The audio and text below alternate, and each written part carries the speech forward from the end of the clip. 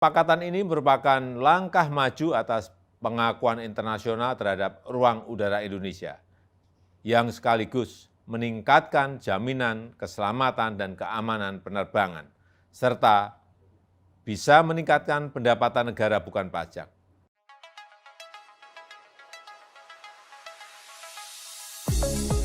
Pesawat yang terbang di area yang dilakukan realignment kini mendapatkan pelayanan navigasi oleh Airnav Indonesia. Contohnya, sebelum realignment, bahkan untuk penerbangan domestik seperti Halim ke Matak, harus kontak operator navigasi penerbangan Singapura ketika memasuki Kepulauan Riau. Pada penerbangan internasional, misalnya dari Hong Kong tujuan Jakarta, saat melintas wilayah Indonesia di perairan Natuna, harus kontak operator navigasi penerbangan Singapura. Kemudian baru Airnav Indonesia yang melayani Jakarta Fir.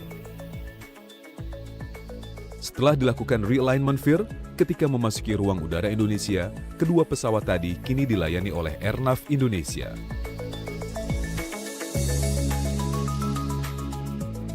Pesawat yang terbang di Jakarta Fir dilayani dengan teknologi satelit dan komunikasi digital.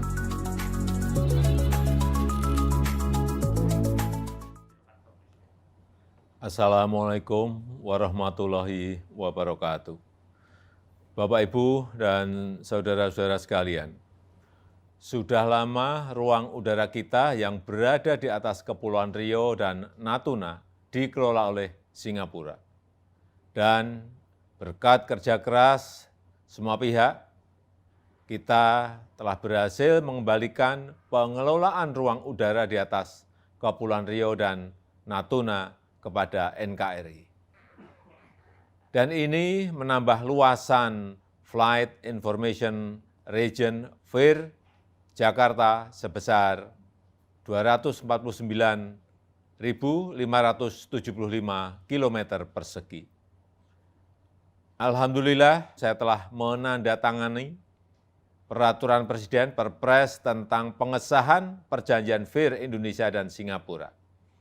Kesepakatan ini merupakan langkah maju atas pengakuan internasional terhadap ruang udara Indonesia, yang sekaligus meningkatkan jaminan keselamatan dan keamanan penerbangan, serta bisa meningkatkan pendapatan negara bukan pajak.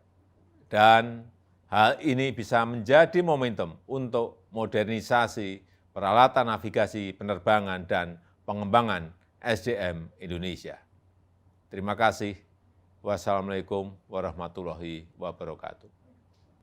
Baik Pak, untuk pertanyaan pertama, apakah manfaat perjanjian FIR yang baru ini bagi Indonesia Pak? Sebenarnya manfaat utama adalah kita menunjukkan bahwa Indonesia ini negara yang berdaulat, sudah mampu mengelola dirinya sendiri. Dan itu saya kira berpuluh-puluh tahun masalah ini tidak terselesaikan, tapi di bawah leadership Presiden Joko Widodo, kami diperintahkan pembantunya untuk menyelesaikan. Jadi hampir sebelum COVID, ya tadinya sih kita pikir 1 tahun selesai, tapi karena COVID ya tertunda. Tapi kita bersyukur bahwa ini Desember kemarin finalisasinya sudah selesai, dan ini hanya proses administrasi kita yang kita tuntaskan. Jadi ini menunjukkan sekali lagi bahwa Indonesia itu negara yang betul-betul bisa mengatur dirinya sendiri. Pertanyaan selanjutnya, di tengah rai kesepakatan yang sekarang tidak ada bedanya dengan sebelumnya mengenai delegasi ruang wilayah 0 sampai 37.000 kaki kepada Singapura. Artinya take off dan landing pesawat Indonesia di wilayah yang masuk FIR tersebut bergantung pada Changi, termasuk pesawat VIP Indonesia, Pak. Sebenarnya tidak begitu juga. Kenapa kalau 37.000 kaki itu bikin kita bulat murni seluas negara Singapura, kan dia nanti masuknya bagaimana? Kan dia harus mempunyai approach lainnya juga. Dan itu yang kita lakukan. Dan saya kira panu internasional. Sama juga dengan Malaysia kalau masuk Singapura. Karena kita kan bernegara. Itulah satu bentuk bernegara itu. Jadi mereka juga bisa masih menggunakan ruang kita untuk approach. Karena kalau Anda lihat, begitu mereka take off, masa take off-nya langsung tegak lurus? Kan enggak juga. Jadi mesti butuh waktu juga untuk mereka naik ke atas.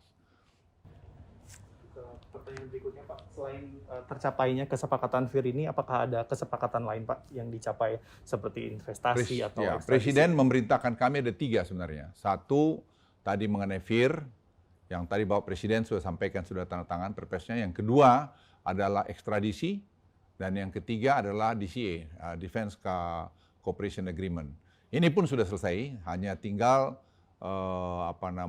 ratifikasi di parlemen kita saja. Saya kira Presiden juga sudah memberikan surprise-nya ke sana dan insya Allah tidak akan terlalu lama lagi akan selesai juga. Baik, lalu bagaimanakah mekanisme konsep Civil Military Cooperation Framework ini Pak yang akan dibentuk berdasarkan perjanjian VIR yang baru? Lalu bagaimanakah framework ini dapat menjamin kepentingan Indonesia terhadap pelanggaran wilayah udara Pak? Kita juga berjanji, ini juga menarik bahwa ada staf kita yang ada di Changi Airport. Nah itu juga saya kira pencapaian yang sangat bagus kerjasama antara Singapura dan Indonesia sehingga kalau ada hal-hal semacam ini kan bisa enak. Misalnya Presiden Republik Indonesia terbang, ya kan ada orang ATR tower traffic control kita di Changi, dan itu saya kira juga mereka sepakat bahwa ya itulah kerjasama itu. Jadi saya pikir ya, semua saling menguntungkan dan yang saya paling senang dalam perjanjian itu adalah bahwa ada orang Indonesia di ATC-nya Singapura. Selanjutnya Pak, bagaimana perjanjian VIR yang baru mengatur mekanisme clearance Pak, diplomatic and security untuk non-scheduled aircraft? Ya sama tadi, jadi kita juga tetap seperti itu ada di kita. Tapi kita tetap tadi mengkomunikasikan dengan mereka dan kita yang memegang kendali. Itu saya kira perlu diketahui yang dulu kita hampir tidak punya kendali di situ. Sekarang kita, tapi ya saya kira kerjasama untuk karena safety security seperti Bapak Presiden sampaikan, kita akan train manusia kita, perbaiki angkatan kita dan itu tadi Bapak Presiden sampaikan akan menambah penerimaan negara juga nanti dari pengontrolan ruang udara di situ. Kemudian Pak, perjanjian VIR yang baru ini apakah ada pengaruhnya terhadap perjanjian Indonesia-Malaysia tahun 1983 tentang pemberian koridor laut dan ruang udara yang di atasnya untuk lalu lintas pesawat udara Malaysia di antara Malaysia Timur dan Barat? Sekarang sudah oleh Pak Menteri Perhubungan sudah dibicarakan dan saya lihat tidak ada masalah. Ya tadi nuansa ASEAN, ya nuansa Indonesia-Malaysia, ya saya lihat tidak ada masalah. Jadi nanti mungkin Pak Menteri Perhubungan bisa nambahkan mengenai itu. Saya tambahkan, proses ini adalah proses yang panjang dan dengan leadership dari Pak Presiden Jokowi, Singapura dan Malaysia itu memberikan ruang pada kita untuk diskusi. Dan diskusi kita lakukan lebih dari 60 kali dan diskusi itu bicara mengenai teknis. Dalam hal Malaysia memang ada perjanjian antara Indonesia dan Malaysia, kita memberikan koridor. Sebagai satu sahabat tentu kita memberikan ruang antara negara Malaysia dengan suatu ruang. Dan kesepakatan ini juga kita lakukan two-parted, Indonesia-Malaysia, Indonesia-Singapura, dan kita juga lakukan tripartite sehingga semua kesepakatan ini didasarkan pada suatu kesepakatan. Setelah Pak Presiden menandatangani PP, maka ini akan berlaku dan ini memang dinanti oleh semua pihak dan kesempatan kita untuk mengelola wilayah di wilayah sendiri ini akan terjadi. Lalu bagaimanakah perjanjian VIR ini Pak untuk mengatur atau membuka arah peraturan penentuan formulasi navigation charge? Dan siapa yang akan menjadi charging authorities-nya untuk bagian VIR Singapura yang merupakan wilayah udara di Indonesia Pak? Jadi kita memang akan melakukan koordinasi ini.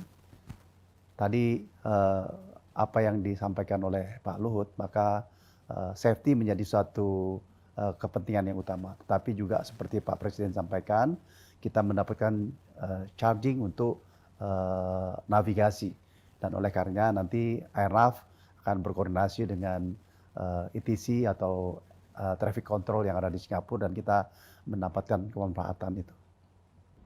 Ya, selanjutnya Pak, dalam pasal 28 Konvensi Chicago 1944 diatur bahwa negara yang apabila merasa dirinya sudah mampu bisa menyediakan layanan navigasi udara di atas wilayahnya. Kemudian Aneks 11 juga memberikan ketentuan bahwa apabila tidak mampu maka dapat didelegasikan. Lalu pertanyaannya adalah sebelum dibuatnya perjanjian VIR ini Pak, apakah sudah dilaksanakan penilaian diri atau self-assessment kemampuan teknis dan SDM Indonesia, apakah sudah dilakukan, kemudian apakah hasilnya nanti akan dipublish begitu. Kemudian faktor apa saja Pak yang dari self-assessment tersebut yang membuat Indonesia perlu lanjutkan atau perlu pendelegasian bahkan sampai 25 tahun ke depan Pak? Ya sebenarnya itu detail sekali. Saya kira Kemhub sudah melakukan itu dan kita tidak lihat ada masalah. Hanya selama ini, maaf kalau saya bilang pemerintah Indonesia itu kurang agresif.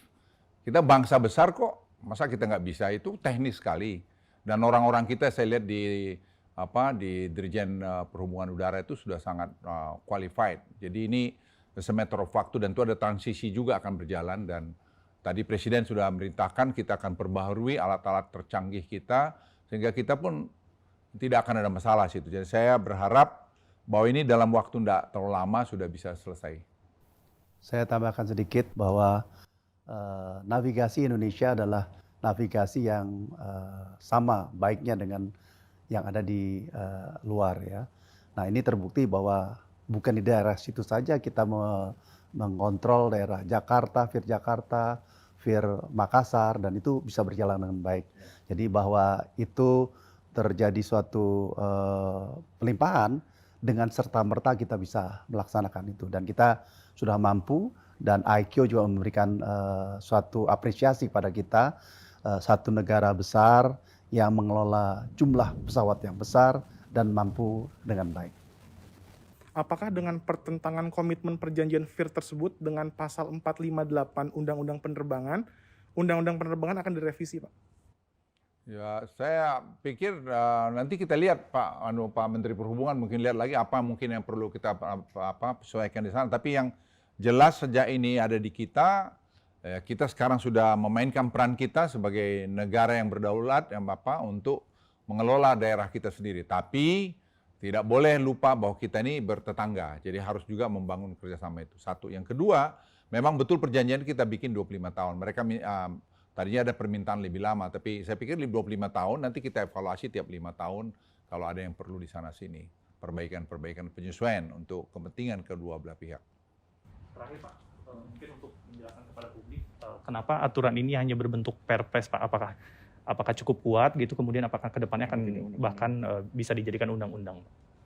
Sebenarnya kalau untuk ini cukup dengan perpres, karena sebenarnya sudah semua aturannya ada. Jadi kemarin kita juga lihat, nah yang menjadi harus dari keputusan dari DPR itu ada dua. Satu ekstradisi, yang kedua Defense Cooperation Agreement.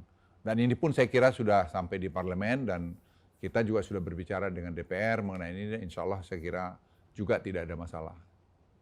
Jadi ini saya pikir kalau boleh saya laporkan, ini adalah keberhasilan pemerintah ini untuk menunjukkan lagi bahwa kita bisa bekerja dengan dunia internasional. Jadi tidak kaku, tapi kita juga tetap tidak ingin kedaulatan negara kita itu juga sepertinya tidak jelas. Seperti misalnya DCA, ekstradisi saya pikir sangat penting dan Presiden menekankan pada kami untuk ini betul-betul dilakukan. Karena kita tidak mau orang yang melakukan kejahatan atau korupsi di tempat kita berlindung di tempat lain.